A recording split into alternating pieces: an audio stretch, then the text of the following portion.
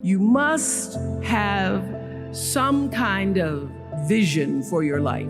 Even if you don't know the plan, you have to have a direction in which you choose to go.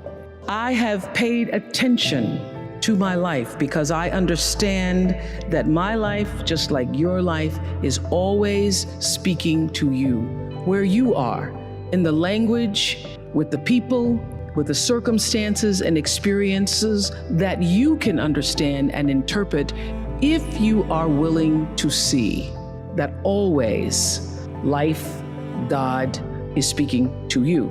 Now, it took me a while to actually really get this and to understand it, but once I did, I started paying attention to everything.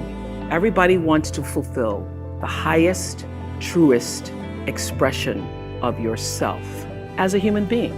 That's what you're looking for. The highest, truest expression of yourself as a human being.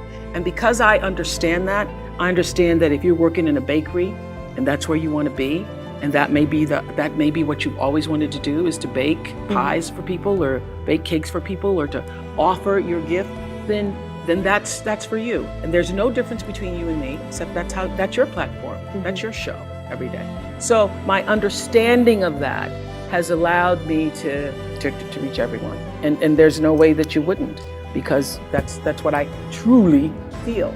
The way through the challenge is to get still and ask yourself, what is the next right move? Not think about, oh, I got all of this stuff. What is the next right move? And then from that space, make the next right move and the next right move. And not to be overwhelmed by it, because you know your life is bigger than that one moment. You know you're not defined by what somebody says is a failure for you, because failure is just there to point you in a different direction.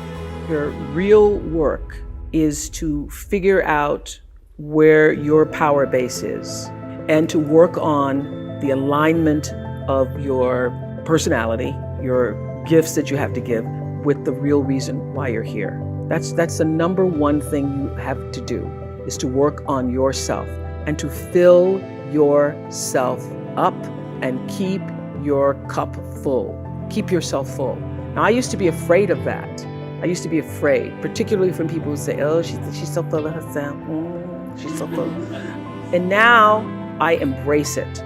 I consider it a compliment that I am full of myself, because only when you're full, I'm full, I'm overflowing, my cup runneth over.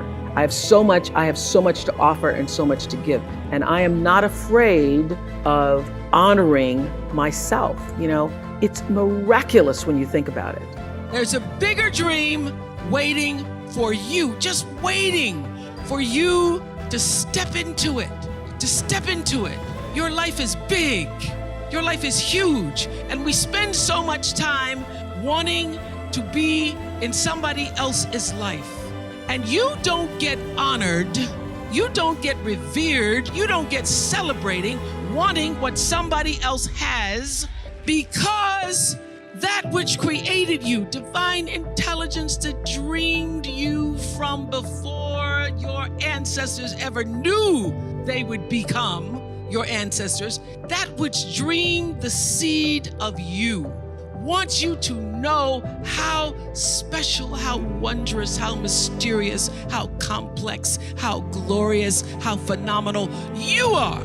And you get no credit messing in somebody else's territory.